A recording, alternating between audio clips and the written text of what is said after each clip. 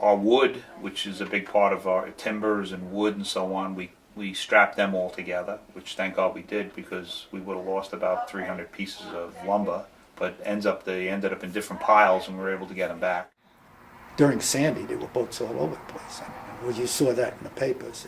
There were boats down here in East Rockaway on the golf course. It looked like it was part of a marina over on the golf course. There were boats all over the place. One of my customers, who's a local businessman with a fence company, showed up the next day with 2 pieces of equipment that didn't go underwater. So it was nice to see that, everybody helping each other. We went from being 6 foot underwater on everything to within days having equipment running and trucks running and so on and so forth. Some of the stuff you do to prepare saves you. You turn the electrical off, you do certain precautionary items and stuff. Tied up some more boats, a little bit tighter here and there. We've prepared for a lot of storms in the past, but nothing like that. I mean, it was just crazy with the tide and so on.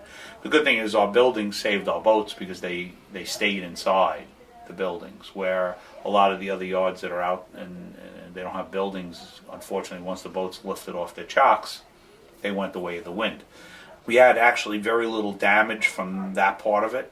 We only had a few boats damaged physically, but a lot mechanically because they sank on land in the buildings. A lot of them fell off the chocks, had to be lifted. It wasn't until probably a little bit into January I got the last boats up off the ground. We stayed fast to make sure all those boats got taken care of, save what you could save.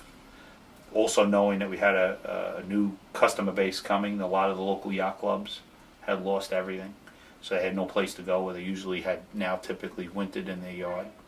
So now that was a new dynamic. So we have more boats than we've ever had, a lot of damaged boats.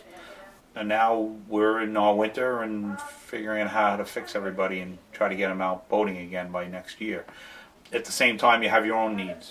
You know, you lose all your files, you lose your computers, you lose phone and heat and so on and so forth, all your equipment and tools.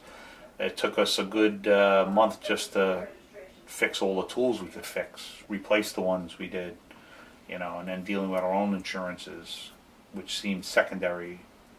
One thing we didn't do, the thing that I learned from Oliver Davison years ago, he used to take every so many boats and he'd take the anchor and set the anchor off in the canal and then tighten that up, so as the tide came up it pulled the boat away from the dock, and that would have proved to have helped us out, and we missed that on this storm. As much as the storm hurt us, it helped us, as you say, but that's just a temporary situation. The inevitable is going to be the area we're in is going to be the reason why it may not be a boatyard down the road, as opposed to someone who's in a destination like a end of the island, Shelter Island, Greenport, where they still have enough of the yin and the yang that they can charge the price they can to support the model they have. So it's a very tough business.